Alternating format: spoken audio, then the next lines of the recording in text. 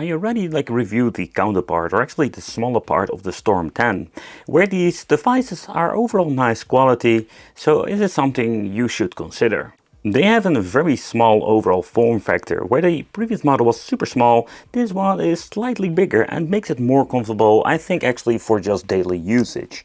If you don't need a lot of fancy stuff, this can be very interesting. So the first noticeable difference compared with other laptops I've reviewed in the past, that the overall quality of the keyboard. I must say that isn't really satisfying overall quality click. Another option that I actually utilize with this laptop model is that having the very nice interesting hinges, so we can rotate the laptop in different positions. So the smaller counterpart also had a similar technology, but I've seen it with different brands too. And also I must say that the overall hinges are very nice, with a nice perfect overall resistance if you're going to be flipping the screen. I mean, if you're going to be flipping the screen, you can actually just feel the nice overall resistance and it stay perfectly in the right position. However, you can also flip it like that and just use it for, let's say, watching some videos. And I think this is one of those features I'm going to be liking a lot. And for gaming, we can do some really cool things because we also have a touchscreen. But due to the form factor, we don't have a numpad and we do miss a little bit of an overall configuration with different kind of normal keyboards. But of course, that's one of the concessions we're going to be needing to have if you have a super small form factor. But the overall touchpad is very nice. I must say it was very responsive, but also utilize a micro switch underneath mouse. And I think the overall utilization of this is quite cool. And I like it. The bottom row has the F keys, but also utilizes also the other, let's say, functions like brightness and everything else. But due to the super slim format, we're going to be having no normal USB-A connections. So let's turn this thing on over here because we're also having the on-off switch. And next up we're going to be having two USB-C ports. So it's going to be a convenient thing if you're going to be having yourself an adapter. At the left side we're going to be having the outtake. You can actually see some copper over there for the cooling, and we do have utilizing a headphone jack. So for the people who love to use headphones, this is going to be a super convenient thing. But let's try to get this freaking power supply out of this box. There we go. There we have it. So I was really wondering what kind of voltage we're running now. So we're going to be actually just having a 12 volt 3 amp power supply, nothing really fancy, and this has a USB-C connection. Okay, that's it. But let's do a little bit of a nerdy time. So we're going to be running the Intel Core, so the Elder Lake that is called the code name. So this thing only has a TDP of 6 watts, so it's kind of insane. However, we're running actually the N150. So we have been trying the 100 a lot of different, let's say, manufacturer mini PC and laptops. But I'm really curious how far we can push it when it comes to the N150. Maybe we do have enough juice to get a little bit better performance overall with different, let's say, devices or pieces of software. So let's trash the CPU. Let's see how hot this thing is getting. I did plug it into the wall socket to see what's going on. Cooling wise, it's going to be interesting because these things can become quite hot sometimes. Particularly when it comes to the super small model. You can actually see over here. This thing is hitting 63 Celsius and it's not getting any hotter. So overall, I must say that it's not bad at all. So one of the cool things I love the tablet devices, you can just flip it and just play these old school games. I think this is just a fun thing to do. Of course, this is the old school Bejeweled, and they're actually made for low resolution monitors. So in this case, we're not going to be utilizing the monitor itself or its full potential, because when you're going to be looking at different games, some of the games look absolutely amazing on this.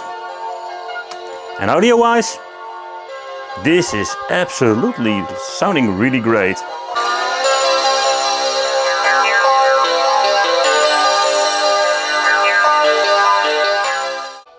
A game that never bores me is of course the Fruit Ninja. So I must say, let's see how responsive this thing is. We're going to just easily swiping over the screen, not going to be putting too much force on it. And I must say that I'm quite surprised how well this actually works. You can see that, ooh, we need to put a little bit of force on it. There we go.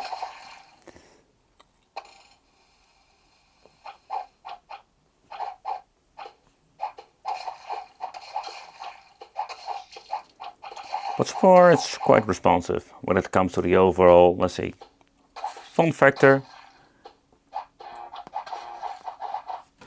But when it comes to the touchscreen, you do need to put a little bit force on it actually to get something going on.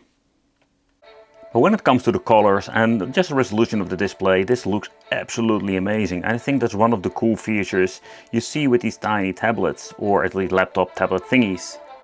Particularly when I'm going to be playing games that are colorful and really detailed.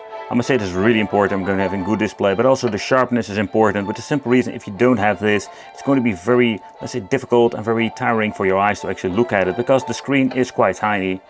No, I don't want to delete the freaking slot, I want to play the game. The quality of the display is always quite difficult, in my opinion, to capture, but this gives you a great idea. And again, this is another, let's say, game that has amazing music. And I can tell you, it doesn't really disappoint here.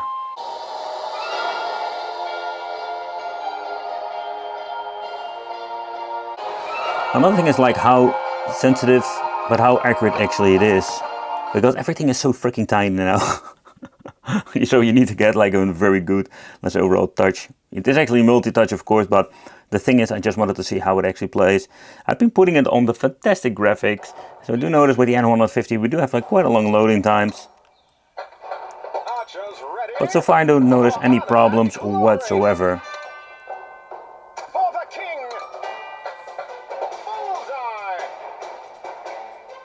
And I've been testing all kinds of different mini devices, or at least like tablets and, let's say, laptop. I must say that where some of the tablets I've reviewed had actually like 2K displays, that was even better when it comes to, let's say, playing games, and everything was even more detailed.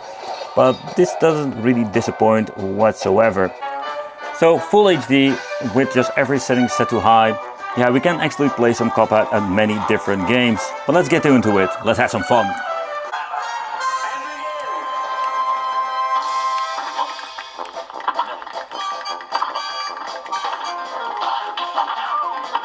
So far so good, don't have any frame dips. You can actually see that it is hitting 87% of the GPU. So we still have a little bit of wiggle room left when it comes to the overall performance.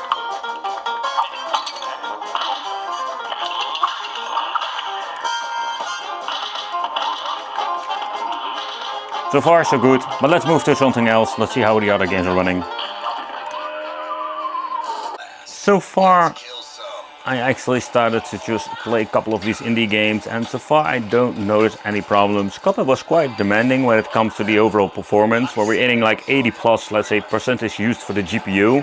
But you can actually see that when it comes to hunt down and these kinds of games, we don't have any problems whatsoever.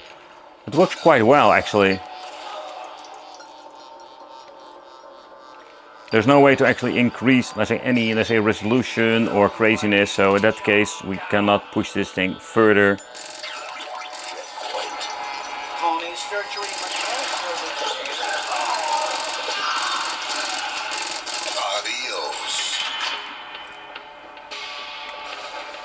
But I do need to check out what's going on when it comes to the overall, let's say, display, because when it comes to most games are actually to the 1080p, and I think this is a general problem, because most of the games will not get into the, let's say, 1280 that the screen actually needs. So we do have like two black bars.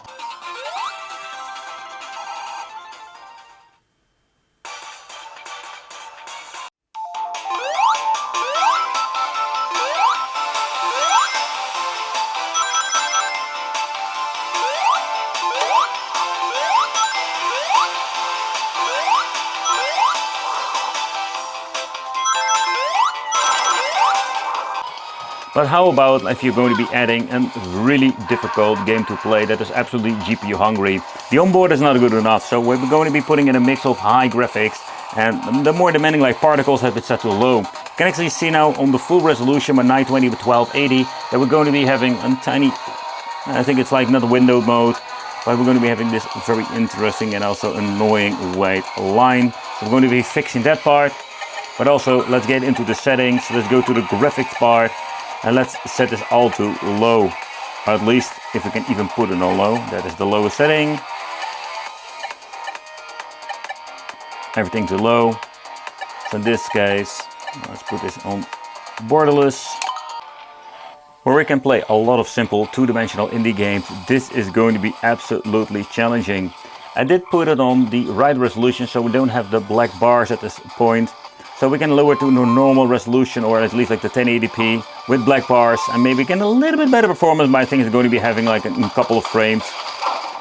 Just wanted to see how far we can push it when it comes to this. Everything has been set to low, ready in like a 20 plus freaking settings, but you need to think about it, the N150, it's still a low power chip.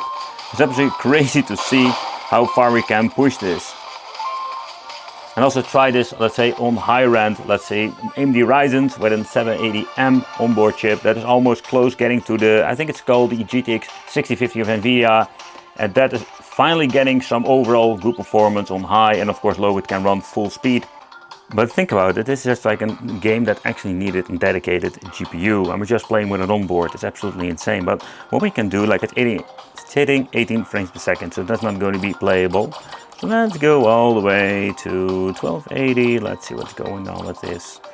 So let's go do something crazy. Let's say 1280 by 600. It's not going to be looking great, but max FPS 60, VSync off, motion blur off. Doesn't really accept anything because I don't want to get into the low graphics with this tablet or laptop. Yeah, so no, that's not going to be working. So this is one of those cases, 80 frames per second, that's what we're getting.